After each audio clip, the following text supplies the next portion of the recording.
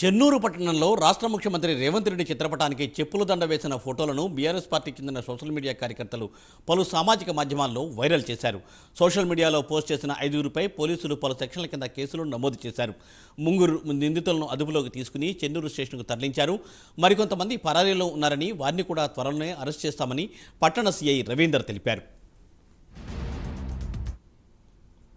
మనకు చెన్నూరు మన మండలంలో ఉన్నటువంటి యూత్ పిల్లలు వాళ్ళు కొన్ని లాండ్ ఆర్డర్కు ఇబ్బందికరంగా, లాండ్ ఆర్డర్కు భంగం కలిగించే విధంగా కొన్ని చేస్తుందని మా నోటీస్కి రావడంతో ఈ విషయాలు మీకు షేర్ చేసుకోవాలని అనుకుంటున్నాను.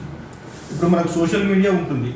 సోషల్ మీడియాను మనము అందులో ఏదైనా ఒక పోస్ట్ చేస్తే అది ఒక నలుగురికి ఉపయోగపడే విధంగా ఉండాలి. నలుగురికి మనకు దానివల్ల కొంచెం ప్రయోజనం ఉండాలి.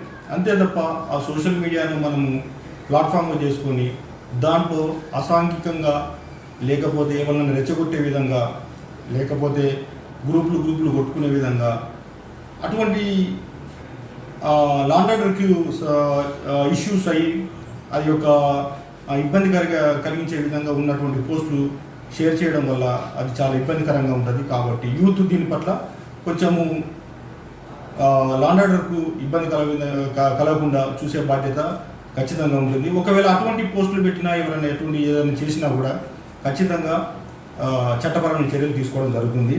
దాన్ని దృష్టిలో పెట్టుకొని నిన్న కొంతమంది యూత్ పిల్లలు కొన్ని వాట్సాప్లో షేర్ చేయడం జరిగింది.